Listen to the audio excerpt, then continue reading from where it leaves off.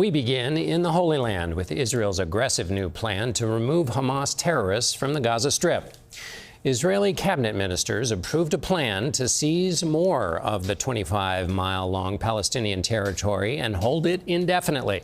Hundreds of thousands of Palestinians already suffering from a humanitarian crisis would be forced to move, Israel says, for their own safety. The stepped-up ground war seems to be getting a green light from the Trump administration. The Israelis say the plan will not be implemented until after President Trump visits the region next week, a small window of time Prime Minister Netanyahu hopes to use to gain a ceasefire and hostage release deal.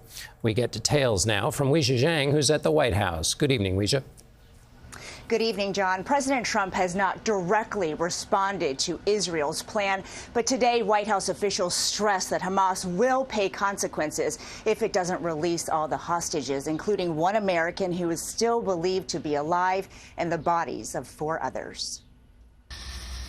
The new Israeli operation would call up tens of thousands of reserve soldiers to expand military operations in Gaza and move hundreds of thousands of Palestinians to the south. An Israeli government spokesperson argues the plan is not an occupation, but has not said how long its soldiers would stay. Israel has made clear, release the hostages, and for Hamas to lay down its arms, and the war will end. President Trump has also pressured Hamas to release the hostages it captured on October 7, 2023, when the terrorists waged the deadliest attack on Jews since the Holocaust. Or there will be hell to pay later, Trump posted in March.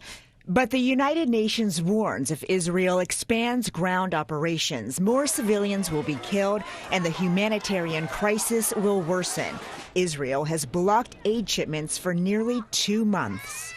We're going to help the people of Gaza get some food. People are starving, and we're going to help them get some food. Middle East expert David Makovsky. Given the amount of aid that the U.S. provides Israel, would Israel have approved this plan without the support of the Trump administration? I find that hard to believe. I think this prime minister does not want to run foul of the president of the United States. The president's visit to the Middle East next week is viewed as a critical opportunity to reach a deal that could stop the fighting, according to Makovsky.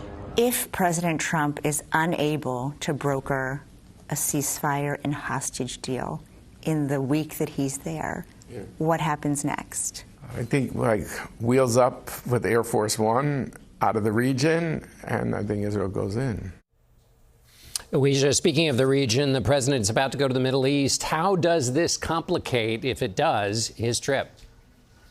Well, President Trump's first stop on his first foreign trip will be Saudi Arabia next week, and the holy grail of his Middle East policy would be brokering a deal between the Saudis and Israel to normalize relations, something he wanted to achieve during his first term. But Makovsky says the chance of that was already on life support, given the crumbling of a previous ceasefire and the ongoing fighting. And this latest move by Israel makes it impossible for now.